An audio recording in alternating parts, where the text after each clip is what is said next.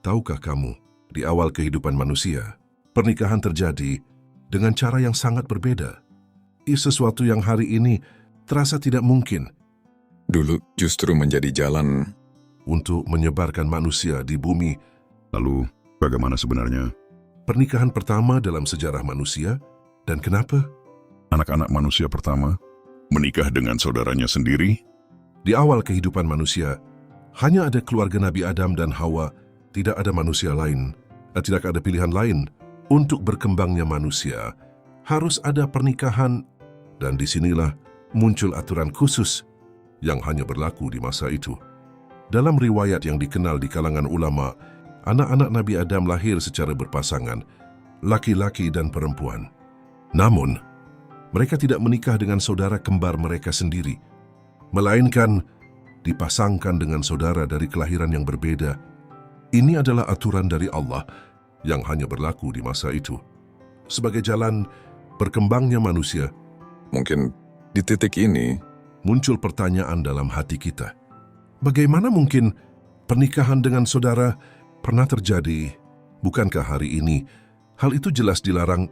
maka disinilah kita perlu memahami Satu hal yang sangat penting, bahwa hukum Allah selalu berjalan sesuai dengan hikmah dan keadaan. Di masa awal manusia, tidak ada manusia lain selain keluarga Nabi Adam. Tidak ada pilihan, tidak ada alternatif.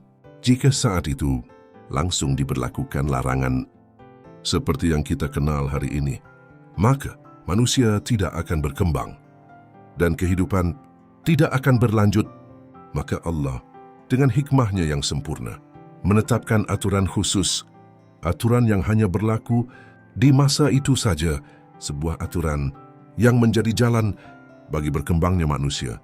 Namun, perlu kita pahami bahwa ini bukan aturan umum dan bukan untuk ditiru, karena setelah manusia berkembang, Allah menurunkan syariat yang menyempurnakan hukum dan memang dengan jelas melarang pernikahan dengan mahram. Inilah bukti bahwa syariat Islam turun secara bertahap sesuai kebutuhan manusia dan dia selalu membawa kebaikan. Tidak ada satu hukum pun yang ditetapkan kecuali dengan hikmah. Walaupun terkadang kita belum sepenuhnya memahaminya. Dan disinilah letak ujian manusia. Apakah kita hanya taat ketika paham atau tetap taat? Meskipun belum mengerti sepenuhnya, karena sejatinya keimanan bukan hanya tentang mengetahui, tapi juga tentang mempercayai bahwa Allah Maha Mengetahui. Sedangkan kita sangat terbatas.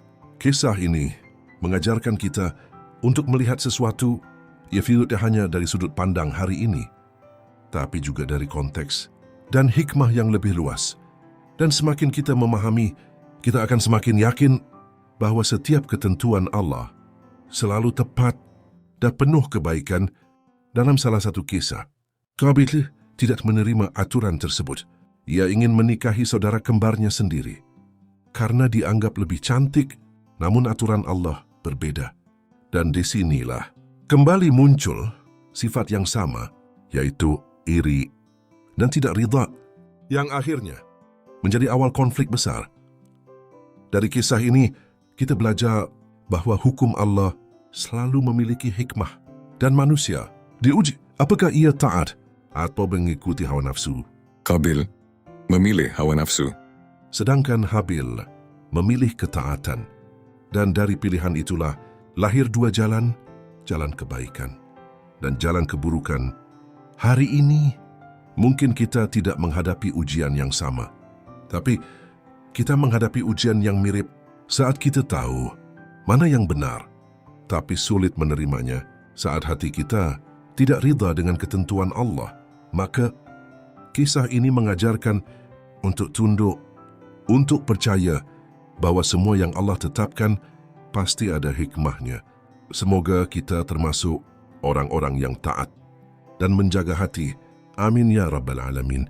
Jika kamu merasa video ini bermanfaat, jangan lupa subscribe dan tulis di komentar, belajar taat. Wassalamualaikum warahmatullahi wabarakatuh.